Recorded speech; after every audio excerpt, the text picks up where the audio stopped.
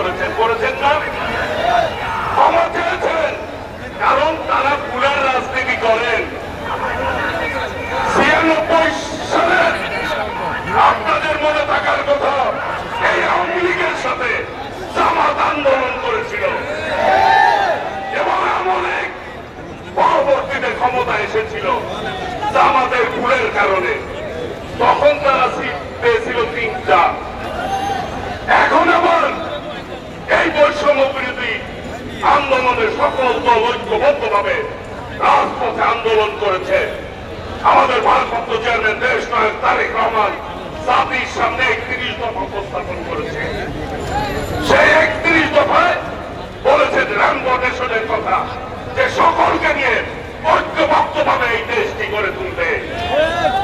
তার সেই ঐক্যবদ্ধতাতে বাংলাদেশ না থাকে, ফ্যাসিবাদীরা যাতে সুযোগ না পায়, সেই জন্যই কিন্তু ঐক্যবদ্ধতার কথা বলেছে। কিন্তু এই জামাতিরা আবার তারা ভুল রাজনীতি শুরু করেছে। এর জন্য কিন্তু তাদের ক্ষমা চেতে হবে জাতির কাছে।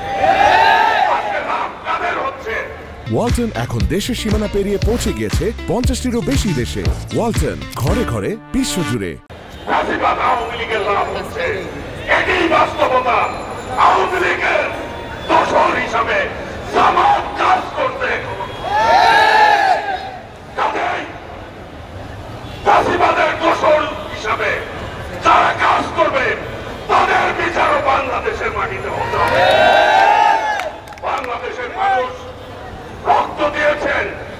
বিএনপি একমাত্র দল বলতে পারে যে বিএনপির 400 থেকে 500 নেতা কর্মী খুন হয়েছে এই আন্দোলনে।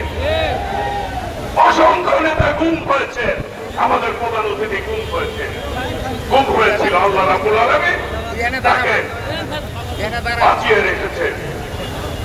জামাত 13 সালের পরে আপনারা খোঁজ দিয়ে দেখবেন বাংলাদেশের কোথাও আওয়ামী লীগের সাথে কোন ধরনের তারা আঘাত করে চলেছে, কোন মামলা হয় নাই তাদের বিরুদ্ধে। সেই মামলা হয়েছে 13 সালের আগে, হিসাব করে দেখেন। এই 13 সালের পরে আঘাত করে চলেছে। কারো লুঙ্গির নিচে, কারো আসলের নিচে থেকে তারা বড় হয়েছে। আর বিএনপি প্রত্যেকটি নেতা কর্মী গুলির মুখে, নির্যাতনের মুখে রাজপথে থেকে বেড়ে উঠেছে।